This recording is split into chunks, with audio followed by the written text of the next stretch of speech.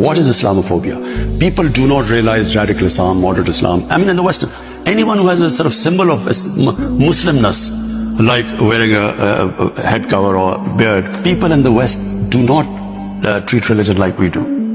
They cannot understand the love, respect, reverence we have for our holy prophet, peace be upon him. You know, people love him more than anything. Respect and love for him is paramount in our religion. But don't ridiculous him. Don't mock him. Don't insult him, which is what Salman Rushdie did, and the West didn't realize. But what he said was the most insulting thing for Muslims. It was the most, you know, it is the most degrading thing to the things he said about our Prophet.